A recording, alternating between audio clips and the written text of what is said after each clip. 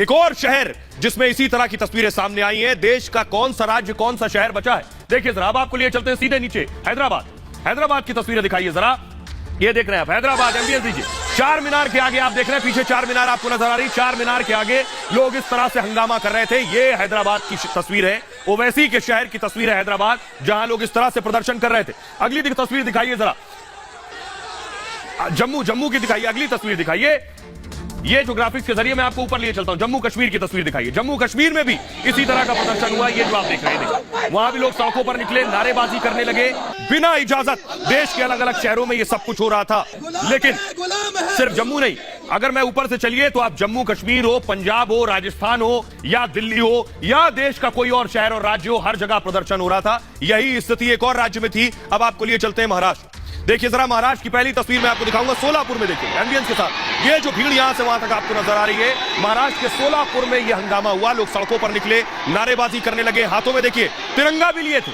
इस प्रदर्शन में भला तिरंगे का क्या काम, बाकायदा तिरंगा लेकर आए थे इस प्रदर्शन में प्रोटेस्ट करने के लिए, और गाड़ियों पर भी चढ़ गए। अगली तस्वीर दिखाइए सोलापुर के बाद नवी मुंबई की तस्वीरें आप देख रहे हैं। महिलाएं भी नकाब पहनकर सड़कों पर निकली और प्रदर्शन कर रही थी। ये सारी चीजें बिना इजाजत के हो रही थी। अब जरा सुनिए ओवैसी के सांसद इम्तियाज जलील क्या कह रहे हैं, और महाराष्ट्र के गृह मंत्री दिलीप वलसे पाटिल, सुनिए जरा। हम तो ये कह रहे हैं, किसी भी जाति, किसी भी धर्म, किसी भी धार्मिक गुरु, किसी भी हमारे नबी के खिलाफ अगर कोई बोलता है तो ऐसा कानून लाया जाए कि उसके ऊपर सख्त कार्रवाई होनी चाहिए, फौरन कार्रवाई होनी चाहिए।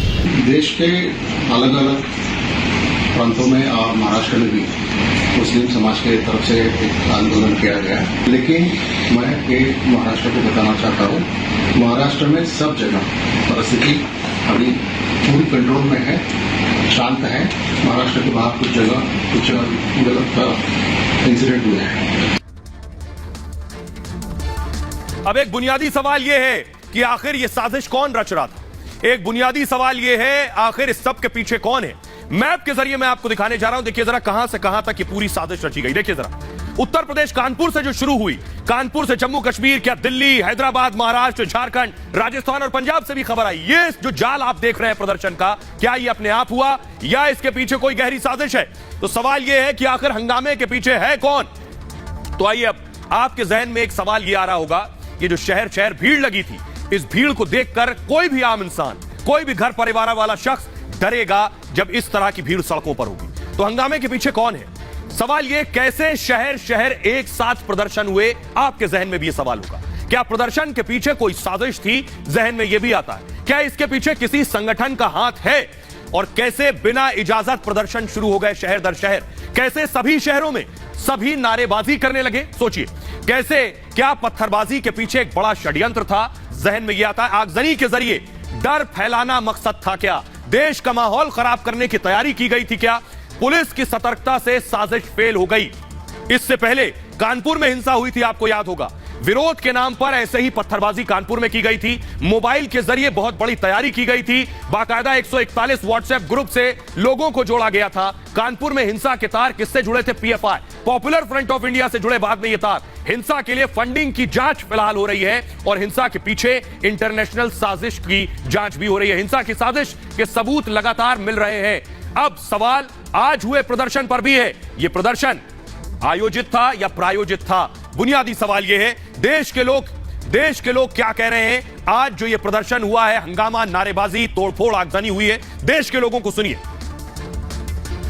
निश्चित ही साजिश झलकती है, क्योंकि किसी भी व्यक्ति को यदि किसी की भावनाएं आहत हो गई किसी के वक्तव्य से, तो उसे कानून को अपने हाथ में लेने का अधिकार नहीं है। देश में एक साथ प्रदर्शन किया जा रहा है, उसकी साफ साजिश झलक रही है। इसमें कहीं ना कहीं देश के बाहरी व्यक्ति हैं जो देश का माहौल खराब करना चाह रहे हैं। ये साफ साफ साजिशी है, और ये कानपुर की, उत्तर प्रदेश की छवि को धूमिल करने का प्रयास करा गया है। इसमें योगी जी और मोदी जी की छवि को धूमिल करने के लिए ये प्रयास करा गया। ये जो साजिश है, ये एक तरह से देखा जाए तो बहुत गलत है।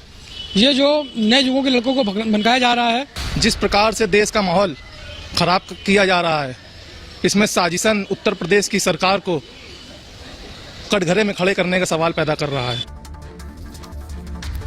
खबरों में आगे बढ़ते हैं, और अब बात असदुद्दीन ओवैसी की। कल आपको बताया था ओवैसी पर एफआईआर हो गई है, और आज 30 गिरफ्तार हो गए। एआईएमआईएम के ओवैसी के 30 कार्यकर्ता गिरफ्तार हो गए। असदुद्दीन ओवैसी पर कल एफआईआर हुई तो एक के बाद एक 10 ट्वीट कर दिए ओवैसी ने, और कहा बताओ मेरा कौन सा बयान भड़काने वाला था। तो ओवैसी के ऊपर एफआईआर हुई और ओवैसी के कार्यकर्ता प्रदर्शन करने पहुंच गए अपने नेता के एफआईआर के खिलाफ। ये देखिए जरा, ये एआईएमआईएम के कार्यकर्ता जो मुर्दाबाद के बैनर पोस्टर के साथ थाने के बाहर प्रदर्शन कर रहे थे। अगली तस्वीर दिखाइए जरा, इनमें से कई कार्यकर्ताओं को पुलिस ने देखिए हिरासत में लिया है। तस्वीरें आप देख रहे हैं, महिलाएं भी शामिल थी। ओवैसी के कार्यकर्ता थे जिन्हें हिरासत में लिया गया, महिला और पुरुष शामिल थे जिन्हें हिरासत में लिया गया, लेकिन आज इन्हें गिरफ्तार कर लिया गया है। 30 जो कार्यकर्ता हैं उनकी गिरफ्तारी हुई है। अब देखिए जरा आखिर ये क्या कर रहे थे जिन्हें अरेस्ट किया गया है। तो ये आप देख रहे हैं ओवैसी के 30 समर्थक, एआईएमआईएम के कार्यकर्ता हैं। ओवैसी के 30 समर्थकों की गिरफ्तारी हुई है। दिल्ली के संसद मार्ग थाने में इनकी गिरफ्तारी हुई। संसद मार्ग थाने के बाहर दरअसल ये सभी प्रदर्शन कर रहे थे और पटियाला हाउस कोर्ट ने सभी को जेल भेज दिया है। ओवैसी के कार्यकर्ताओं को कोर्ट ने 3 दिन की इन्हें न्यायिक हिरासत जुडिशियल कस्टडी में भेजा है और बिना इजाजत प्रदर्शन कर रहे थे ओवैसी के समर्थक। पुलिस ने पहले इन्हें रोका और नहीं माने तो हिरासत में लिया, फिर इन्हें गिरफ्तार किया एफआईआर दर्ज करने के बाद। समर्थकों ने जंतर मंतर के लिए इजाजत मांगी थी, प्रदर्शन की, इजाजत नहीं मिली तो अचानक ये संसद मार्ग पहुंच गए और ओवैसी के खिलाफ एफआईआर का ये विरोध कर रहे थे। पुलिस ने ओवैसी के खिलाफ एफआईआर दर्ज की है। आइए, ओवैसी पर भड़काऊ बयान देने का आरोप लगाकर पुलिस ने ये एफआईआर दर्ज की। ओवैसी के खिलाफ जो एफआईआर दर्ज हुई है, आइए वो आपको बताने जा रहा हूं। ओवैसी अकेले नहीं, ओवैसी के साथ साथ कई नाम है जिनके खिलाफ एफआईआर दर्ज हुई है। ओवैसी के साथ 2 एफआईआर दर्ज हुई। दरअसल उसमें कौन कौन है आपको बताऊंगा। पहले देखिए, दिल्ली पुलिस ने ओवैसी पर यह मुकदमा दर्ज किया है और ओवैसी पर भड़काऊ बयान देने का आरोप लगाया गया है। भड़काऊ संदेश पोस्ट करने का भी आरोप है ओवैसी पर। पुलिस ने 2 दरअसल अलग अलग एफआईआर दर्ज किए, एक नुपुर शर्मा पर और 31 बाकियों पर, तो कुल 32 एफआईआर दर्ज हुई है 2 अलग अलग मामलों में। इसको मूव कीजिए आगे।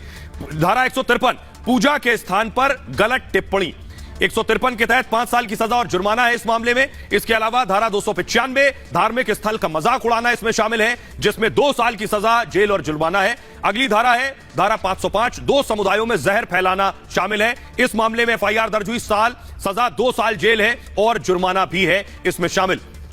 आइए